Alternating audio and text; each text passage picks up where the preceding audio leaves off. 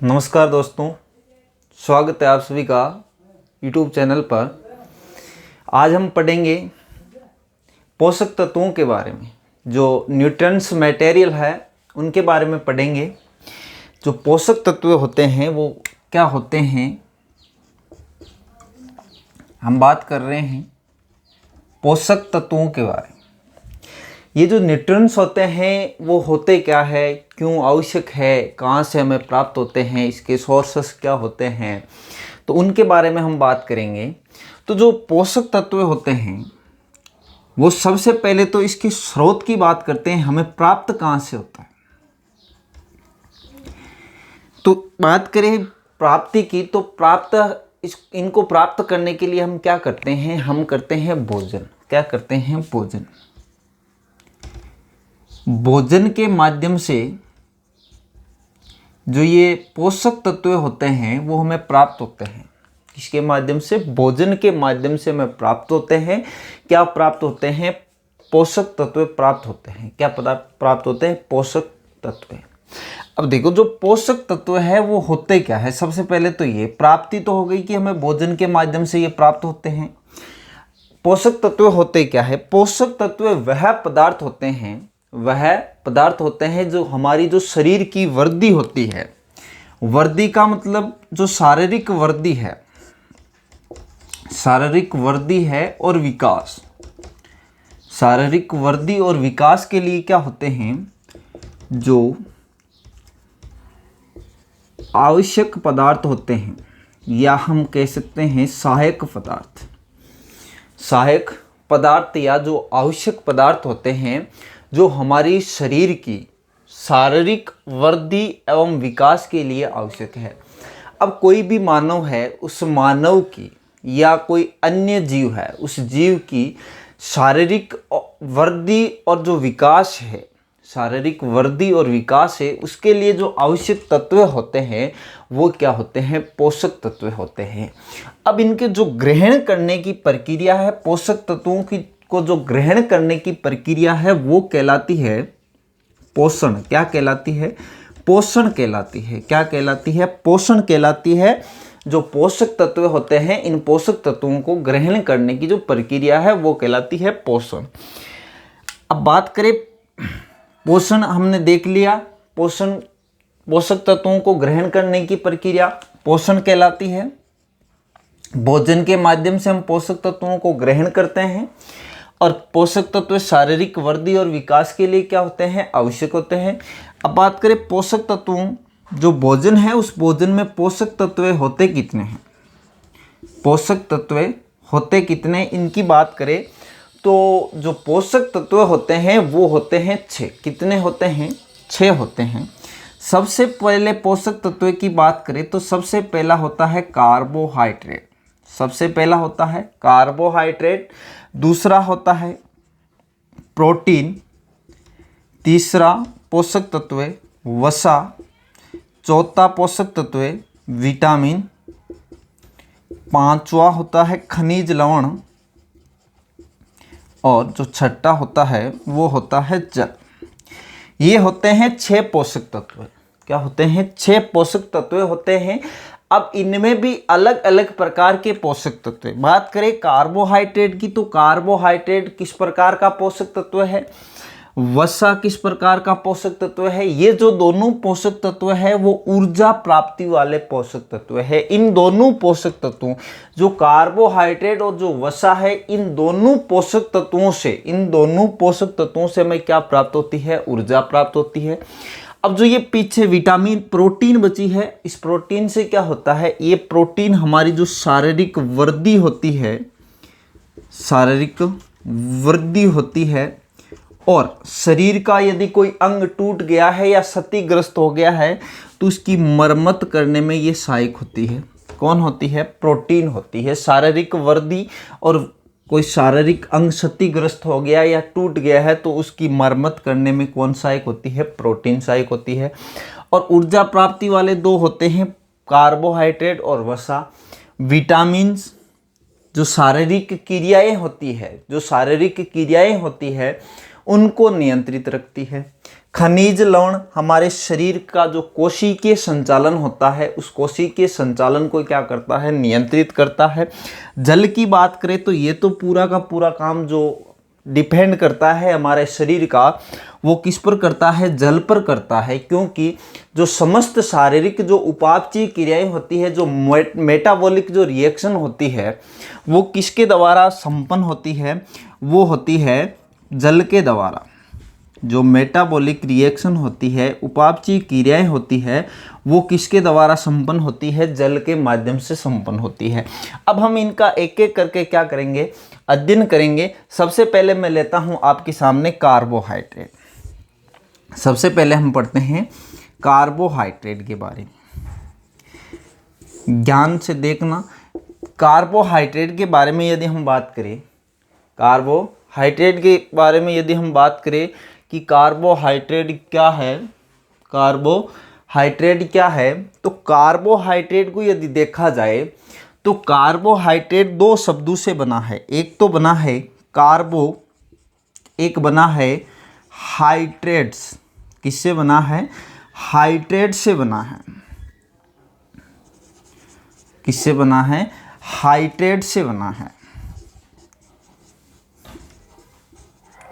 Hydrates दो शब्दों से, कार्बो और हाइड्रेट से। कार्बो का अर्थ हो गया कार्बन परमाणु, कार्बन परमाणु, और हाइड्रेट का मतलब हो गया जल योजित। अब कार्बोहाइड्रेट की परिभाषा क्या होगी, कार्बोहाइड्रेट की परिभाषा होगी कि जो जल योजित कार्बन परमाणु है, जल योजित जो कार्बन परमाणु है, जल योजित जो कार्बन परमाणु है, वही क्या होता है, कार्बोहाइड्रेट होता है। कार्बोहाइड्रेट क्या होता है, जल योजित कार्बन परमाणु क्या कहलाता है, कार्बोहाइड्रेट कहलाता है। अब देखो, अब बात करें कार्बोहाइड्रेट के बारे में। कार्बोहाइड्रेट के बारे में, कार्बोहाइड्रेट क्या होता है, जो हमारे शरीर में ऊर्जा, हमारे शरीर को जो सर्वाधिक ऊर्जा मिलती है, वो तो मिलती है वसा से, वो तो मिलती है वसा से। लेकिन प्रॉपरली रूप से हम जो ऊर्जा के रूप में जो न्यूट्रंस लेते हैं, वो वसा नहीं काम में लेते हैं। हमारा जो शरीर है वो भी यूज़ नहीं करता है वसा को, वो भी किसको यूज़ करता है, कार्बोहाइड्रेट को उपयोग में लेता है। किसके रूप में, एनर्जी के रूप में। किसके रूप में, एनर्जी के रूप में जो काम में लेता है, वो लेता है कार्बोहाइड्रेट को। किसको लेता है, कार्बोहाइड्रेट को। तो कार्बोहाइड्रेट की बात करें तो ये क्या हो गया, मुख्य ऊर्जा प्रदान करने वाला पोषक तत्व हो गया। ऐसा क्वेश्चन एग्जाम में यदि पूछ लिया जाए, ऐसा क्वेश्चन यदि एग्जाम में पूछ लिया जाए कि जो ऐसा कौन सा, निम्न में से ऐसा कौन सा पोषक तत्व है जो सर्वाधिक ऊर्जा प्रदान करता है, तो सर्वाधिक ऊर्जा प्रदान करता है ये जो कार्बोहाइड्रेट होता है वो। क्योंकि जो हमारी बॉडी होती है, हमारा जो शरीर होता है, वो सबसे ज़्यादा किसका यूज़ करता है, कार्बोहाइड्रेट का करता है।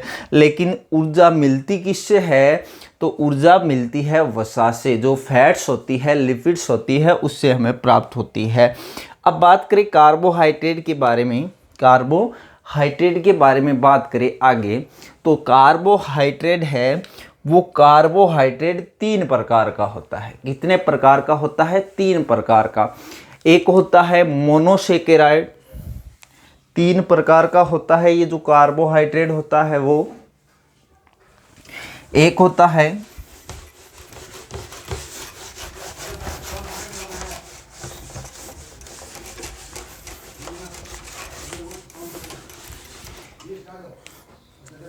है मोनोसेकेराइड,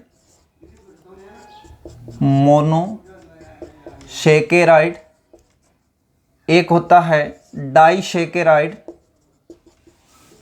डाइसेकेराइड। और एक होता है पॉलीसेकेराइड। ये 3 प्रकार के होते हैं कार्बोहाइड्रेट। मोनोसेकेराइड, डाइसेकेराइड, और इस डाइसेकेराइड को कहा जाता है ओलिगोसेकेराइड। ओलिगोसेकेराइड कोई अलग से नहीं है, ये जो डाइसेकेराइड कार्बोहाइड्रेट है, इसे ही क्या कहा जाता है, इसे ही कहा जाता है ओलिगोसैकेराइड। तो 3 प्रकार हो गए, मोनोसैकेराइड, डाइसैकेराइड और पॉलीसैकेराइड। अब ये जो सैकेराइड है वो किस आधार पर बांटे गए हैं? ये बांटे गए हैं परमाणु, जो कार्बन परमाणु होते हैं उन कार्बन परमाणु की संख्या के आधार पर बांटा गया है। जल योजन के आधार पर बांटा गया है कि कौन सा जल में विलय होता है, कौन सा जल में विलय नहीं होता है। तो बात करें सबसे पहले मोनोसैकेराइड के बारे में। जो ये मोनोसैकेराइड होता है इसमें कार्बन परमाणु की संख्या होती है C3 से लेकर C7 तक। कार्बन परमाणु की जो संख्या होती है वो C3 से लेकर C7 तक होती है। C3 से लेकर C7 तक जो कार्बन परमाणु की संख्या वाला जो सैकेराइड, जो कार्बोहाइड्रेट होता है वो किस प्रकार का होता है? मोनोसैकेराइड होता है। किस प्रकार का होता है? मोनोसैकेराइड होता है। अब हम बात करें इसके बारे में, ये जल में घुलता है या नहीं घुलता है। विलयता की हम यदि बात करें तो ये जो मोनोसैकेराइड होता है वो जल में क्या होता है? जल में विलय होता है। विलय का मतलब क्या हो गया? जो घुलता है, जो किसी दूसरे में क्या हो जाता है? घुलने वाला जो होता है, जो घुलने का जो गुण होता है वो विलय होता है, और जो घोलने का गुण होता है वो विलायक होता है। जिसमें घुलता है वो विलायक, और जो घुलता है वो क्या हो जाएगा? खुद विलय हो जाएगा। जल में विलयता इसकी होती है, जल में विलय होता है। उदाहरणों की बात करें हम, जो सबसे इंपॉर्टेंट होते हैं, ऑप्शन पूछ लिया जाता है निम्न में से मोनोसैकेराइड है। तो मोनोसैकेराइड की हम बात करें तो glucose, fructose, इरिथ्रोज, glucose, fructose, इरिथ्रोज, galactose, ये जो है ये किसके उदाहरण हैं? ये उदाहरण हैं मोनोसैकेराइड के। जो ग्लूकोज है वो ग्लूकोज क्या होता है? सर्वाधिक ऊर्जा प्रदान करने वाला कार्बोहाइड्रेट है, क्योंकि जो कोशिका होती है, जो कोशिका होती है और जो कोशिका का जो एक श्वसन स्थल होता है जिसे कहा जाता है माइटोकॉन्ड्रिया। अब जो माइटोकॉन्ड्रिया होता है उस माइटोकॉन्ड्रिया में जब ग्लूकोज का क्या होगा? ऑक्सीकरण होगा, ऑक्सीडेशन होगा किसका?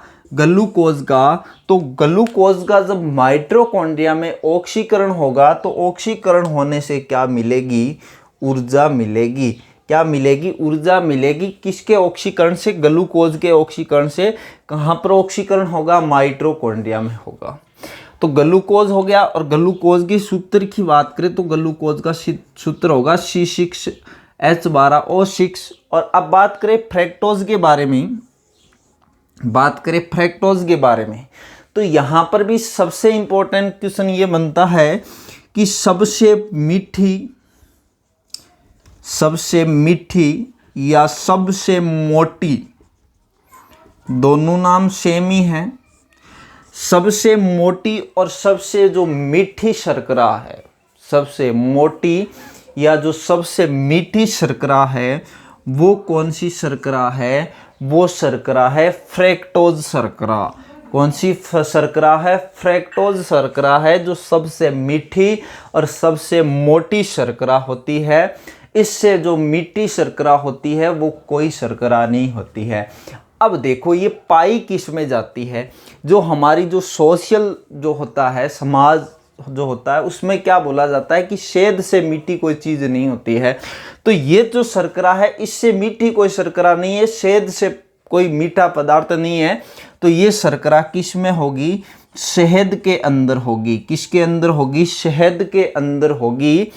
किसके अंदर? शहद के अंदर होगी। इसीलिए इसे क्या कहा जाता है? शहद की शर्करा कहा जाता है।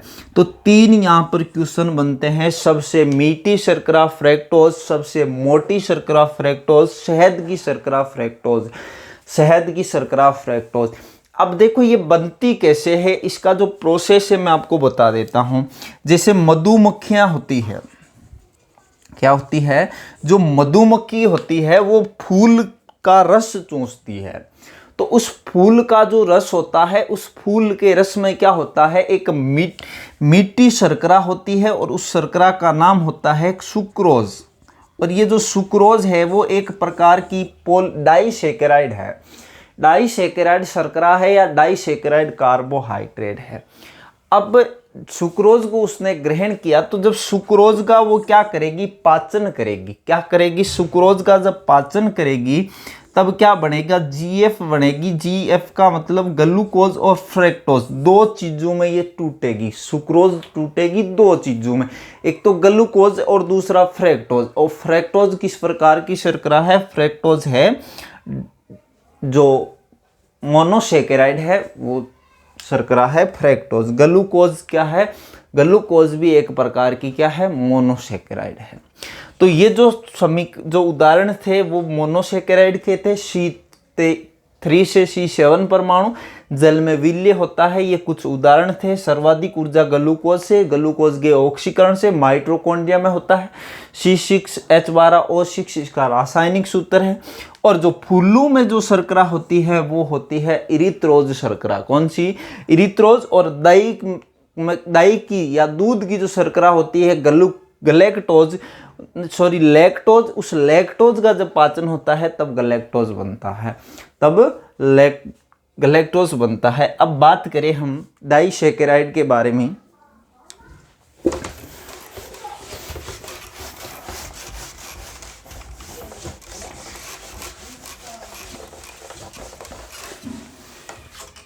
बात करें हम डाइसैकेराइड के बारे में, 2 नंबर शर्करा है डाइसैकेराइड। अब जो डाइसैकेराइड है वो कैसे बनती है, डाइसैकेराइड दो मोनोसैकेराइड MS प्लस MS, दो मोनोसैकेराइड जब इकाइयाँ मिलती है, जब मोनोसैकेराइड इकाइयाँ हैं जो आपस में जब ये मिलती है तब किसका निर्माण होता है, तब निर्माण होता है डाइसैकेराइड का। किसका होता है, डाइसैकेराइड का निर्माण होता है। डाइसैकेराइड का निर्माण कब होता है, जब दो मोनोसैकेराइड इकाइयाँ मिलती है। जब दो मोनोसैकेराइड इकाइयाँ आपस में मिलती है तब क्या बनता है, डाइसैकेराइड बनता है। जल में विलीयता की बात करें, इसकी विलीयता का गुण होता है जल में विलीय होती है। जल में क्या होती है, विलीय होती है। जल में क्या होती है, विलीय होती है। यदि जल में घोला जाए तो क्या हो जाती है, ये घुल जाती है। अब बात करें इनके बारे में आगे उदाहरणों की, तो सबसे पहला मैं उदाहरण लेता हूँ सुक्रोज, दूसरा मैं उदाहरण लेता हूँ माल्टोज, तीसरा उदाहरण है लैक्टोज। इन तीनों की मैं बात करूं तो जो सुक्रोज है, उस सुक्रोज को कौन सी शर्करा कहा जाता है या किसकी शर्करा कहा जाता है। जो सुक्रोज होता है इसे कहा जाता है गन्ने की शर्करा।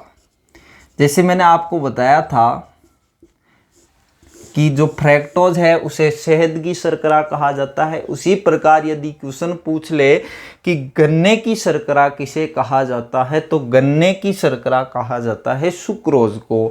और जो अब बात करें आगे माल्टोज की, तो माल्टोज को कहा जाता है धान की शर्करा, या आपको यहाँ पे पूछ लिया जाता है धान्य शर्करा, या पूछ ले खाद्यान्न शर्करा। खाद्यान्न कम दिया होता है लेकिन दो नाम ज़्यादा दिए होते हैं, एक तो धान और एक धान्य। धान और जो धान्य है उसमें पाई जाने वाली जो शर्करा है वो है माल्टोज।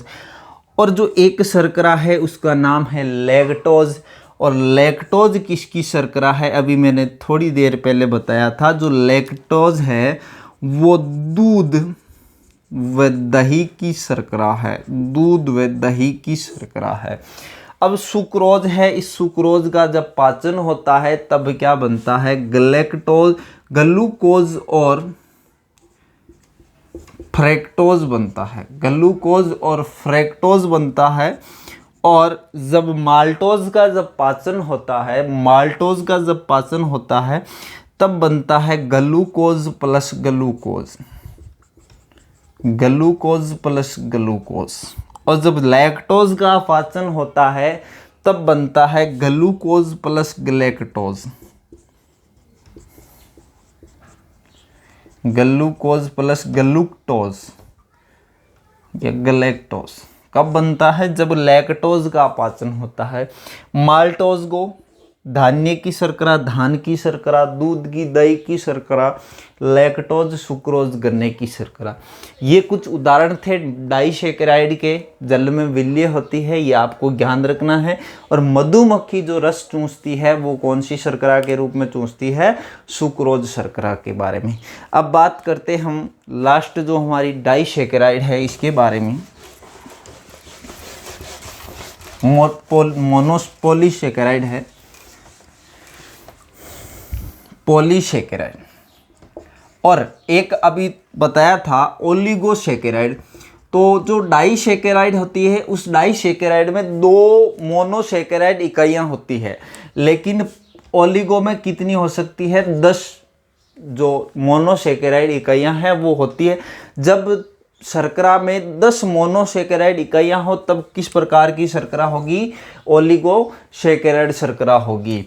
अब बात करते हैं पॉलीसैकेराइड की, पॉलीसैकेराइड की। तो जो पॉलीसैकेराइड है, इस पॉलीसैकेराइड का निर्माण कितनी मोनोसैकेराइड इकाइयों से होता है? 10 से लेकर 1000 मोनोसैकेराइड जब इकाइयाँ मिलती है, 10 से लेकर जब 1000 मोनोसैकेराइड इकाइयाँ जब मिलती है, जब 10 से 1000 मोनोसैकेराइड इकाइयाँ आपस में मिलती है तब क्या बनता है? तब बनता है पॉलीसैकेराइड। पॉलीसैकेराइड कब बनता है? जब 10 से 1000 मोनोसैकेराइड इकाइयाँ आपस में मिलती है तब किस प्रकार का सैकेराइड बनता है? पॉलीसैकेराइड बनता है। अब बात करें पॉलीसैकेराइड के बारे में, आगे हम चर्चा करें तो विलेयता की बात करते हैं। विलेयता जल में घुलता नहीं है, जल में अविलेय होती है, जल में अविलेय होती है। उदाहरणों की बात करें तो एक उदाहरण है इसका सेल्यूलोज, एक उदाहरण है इसका काइटिन। 2 उदाहरण मैं यहाँ पे ले रहा हूँ। एक उदाहरण है सेल्यूलोज, दूसरा उदाहरण है काइटिन। सेल्यूलोज और काइटिन की यदि मैं बात करूं तो सेल्यूलोज क्या होती है? सेल्यूलोज जो पादप होते हैं, पादपों की कोशिका भित्ति का निर्माण करती है। और जो काइटिन होती है, वो क्या करती है? काइटिन होती है वो जो आर्थ्रोपोडा संघ के जीव होते हैं, आर्थ्रोपोडा संघ के जो जीव होते हैं उन जीवों की क्या करते हैं? कंकाल तंत्र बनाता है। कौन बनाता है? काइटिन बनाता है। और पादपों की कोशिका भित्ति का कार्य कौन करता है? सेल्यूलोज। तो यदि आपसे पूछ ले कि सेल्यूलोज किस प्रकार की शर्करा है? सेल्यूलोज पॉलीसैकेराइड शर्करा है। किस प्रकार की शर्करा है? पॉलीसैकेराइड शर्करा है। और काइटिन भी किस प्रकार की शर्करा है? पॉलीसैकेराइड शर्करा है। ये हमारा जो कार्बोहाइड्रेट टॉपिक है वो पूरा हो गया है। अब हम देखेंगे विटामिन के बारे में।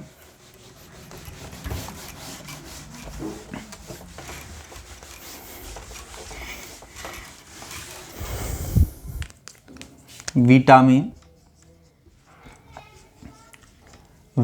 की बात करें तो ये जो विटामिन होता है, वैसे देखा जाए तो विटामिन की जो भोजन में मात्रा होती है वो सूक्ष्म होती है। भोजन की मात्रा क्या होती है? सूक्ष्म होती है। लेकिन कार्य की भूमिका से यदि हम इसे देखें तो ये कार्य की दृष्टि से क्या होता है? महत्वपूर्ण होता है। कार्य की दृष्टि से क्या होता है? विटामिन है वो क्या होता है? महत्वपूर्ण होता है।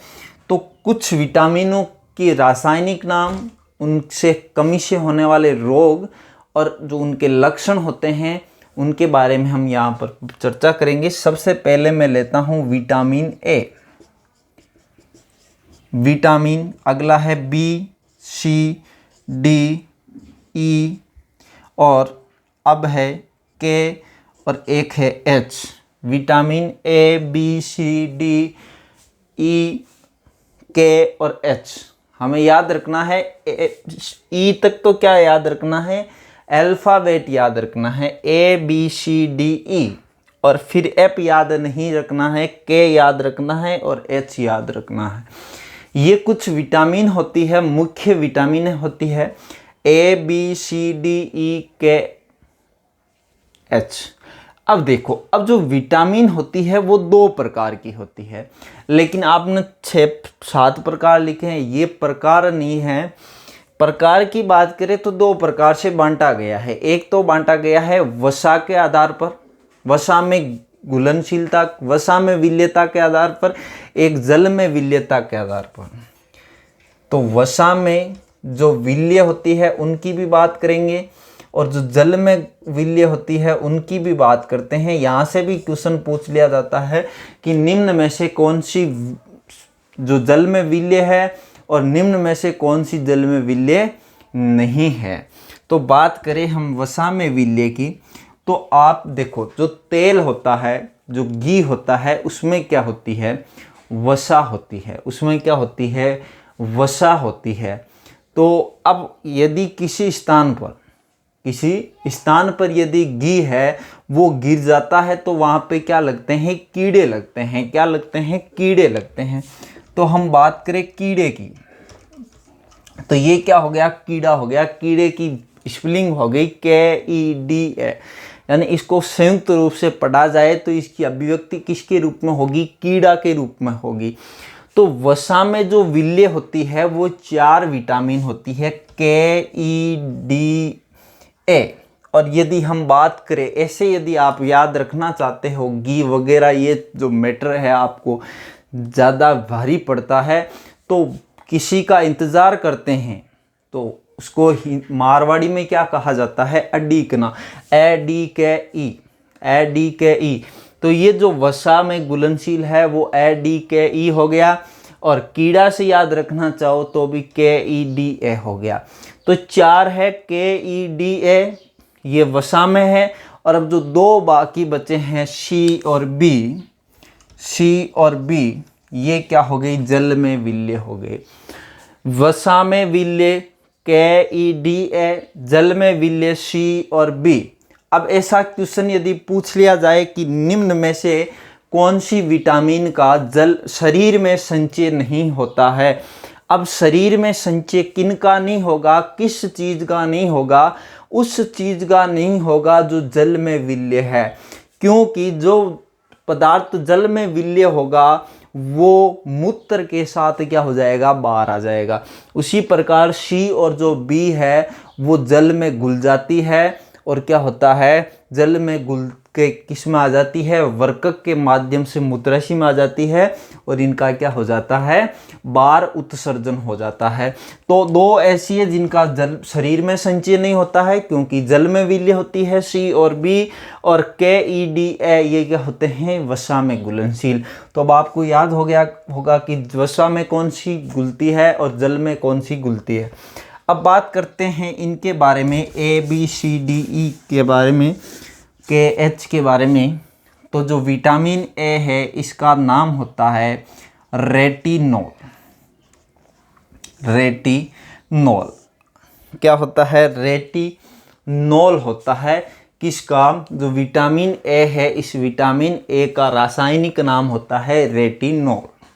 और इसकी जो कमी से रोग होता है वो होता है रतौंधी रोग। कौन सा रोग होता है, रतौंधी रोग होता है। और इस रोग में क्या होता है, अंधेरे व कम प्रकाश में दिखाई नहीं देता है। अंधेरे व कम प्रकाश में दिखाई नहीं देता है। कौन से रोग में, जो ये रतौंधी रोग होता है, इस रतौंधी रोग में जो कम प्रकाश होता है, जब कम प्रकाश होता है या रात्रि के समय क्या होता है, दिखाई नहीं देता है। विटामिन ए का जो रासायनिक नाम होता है वो होता है रेटिनॉल। विटामिन बी का होता है थायमीन। रोग होता है बेरी बेरी। विटामिन बी से थायमिन, रोग बेरी। और इसके जो लक्षण होते हैं वो होते हैं होठों की त्वचा फटना, और जो हृदय धड़कन होती है वो कम हो जाती है, जो हृदय धड़कन होती है वो कम हो जाती है। मांसपेशियां सिकुड़ने लगती है, मांसपेशियां सिकुड़ने लगती है, मतलब जो जकड़न होती है वो जकड़न हो जाती है। होठों की त्वचा फट जाती है और हृदय धड़कन है वो तेज हो जाती है। ये कौन से रोग के लक्षण है? बेरी। बार बार हृदय धड़कन कम होती है या ज़्यादा होती है, बार बार मांसपेशियां क्या होती है? सिकुड़ती है। तो वो कौन सा रोग है? बेरी। और नाम क्या है? थायमिन। विटामिन सी की बात करें तो विटामिन सी का नाम होगा एस्कॉर्बिक अम्ल। तो ऐसा पूछ लिया जाए कि कौन सी विटामिन है वो अम्ल होती है, तो कौन सी विटामिन अम्ल होती है? विटामिन सी है वो क्या होती है? विटामिन सी अम्ल होती है। और कौन सा अम्ल? एस्कॉर्बिक अम्ल। कौन सा अम्ल? एस्कॉर्बिक अम्ल होता है। और इससे जो रोग होता है वो स्कर्वी रोग होता है। और इस स्कर्वी रोग में क्या होता है? जो मसूड़ें होती है, इन मसूड़ों से खून निकलता है, मसूड़ों से खून निकलता है। कहाँ से खून निकलता है? मसूड़ों से खून निकलता है। और इसका जो मुख्य स्रोत होता है वो आंवला होता है। ये भी इम्पोर्टेंट है कि विटामिन सी किससे प्राप्त होती है? सर्वाधिक आंवला से प्राप्त होती है। सर्वाधिक किससे प्राप्त होती है? आंवला से हमें प्राप्त होती है।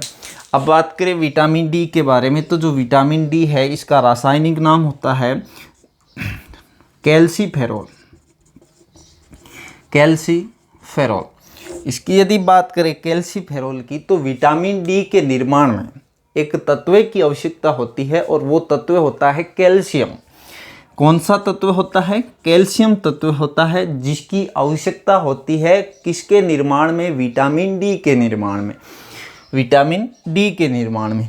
अब देखो, अब बात करें जो विटामिन डी है उसका निर्माण कहाँ कहाँ पर होता है। अब जब हम धूप में खड़े होते हैं उस समय क्यों होता है? सिर्फ धूप में खड़े होने से विटामिन डी नहीं मिलती है।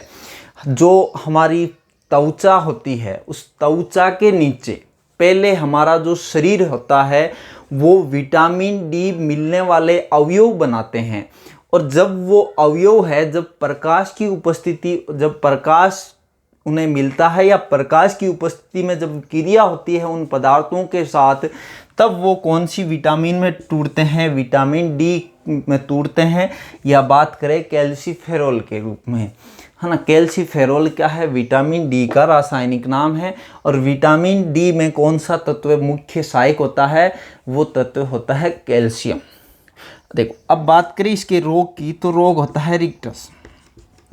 और इस रोग में क्या होता है? जो पैर की हड्डियां होती है वो कमज़ोर हो जाती है, मुड़ जाती है। और जो घुटने होते हैं, वो जो नी होते हैं, घुटने होते हैं, वो क्या हो जाते हैं? पास आ जाते हैं। घुटने पास आ जाते हैं और पैर की हड्डी मुड़ जाती है। पैर की हड्डी है वो मुड़ जाती है। अगला जो हमारा है वो है विटामिन ई। और विटामिन ई का जो रासायनिक नाम होता है वो होता है टेकोफेरॉल। क्या होता है? टेकोफेरॉल होता है।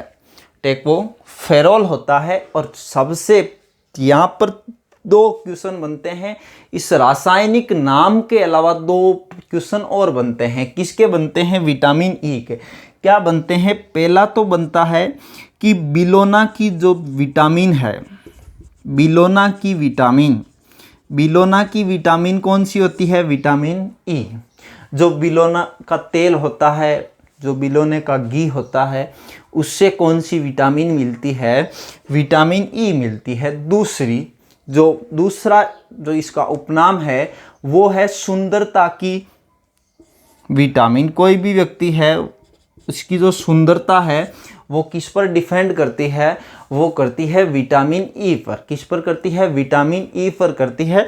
तो सुंदरता की विटामिन या निखार की विटामिन, अलग अलग नाम यदि पूछ ले, निखार की विटामिन, सुंदरता की विटामिन, तो वो एक ही होगी। कौन सी होगी? Vitamin E. और बिलोना की जो विटामिन होगी वो भी होगी विटामिन ई। और इसका जो रासायनिक नाम होगा वो होगा टेकोफेरोल। और इससे जो रोग होगा वो होगा नपुंसकता रोग। नपुंसकता रोग या हम कह सकते हैं निसंतान। यानी जो विटामिन ई की यदि कमी हो जाती है तो क्या होता है, जो स्त्री होती है उसमें अंडाणु, और जो नर होता है या पुरुष की बात करें तो उसमें शुक्राणु का निर्माण नहीं होगा। एग एंड स्पर्म की जो ओव्यूलेशन और जो स्पर्मेटोजेनेसिस है उसकी प्रक्रिया क्या हो जाएगी? खत्म हो जाएगी, उनका निर्माण ही नहीं होगा। और निर्माण नहीं होने से नपुंसकता पैदा होगी। अगली है विटामिन के। और विटामिन के में एक तत्व होता है, उस तत्व का नाम होता है कोबाल्ट। क्या होता है? कोबाल्ट नाम होता है। सॉरी, इसमें नहीं होता है, विटामिन B12 में होता है, B12 में होता है। जो विटामिन जो तत्व होता है वो कोबाल्ट होता है, विटामिन B12। अब के की बात करें तो के में जो नाम होगा, के का रासायनिक नाम होगा वो होगा फिलोक्विनोन। फिलोक्विनोन। फिलोक्विनोन किसका? विटामिन के का जो रासायनिक नाम होगा वो फिलोक्विनोन। अब देखो बात करें ट्रिक की, तो ट्रिक कुछ मायने नहीं रखती है।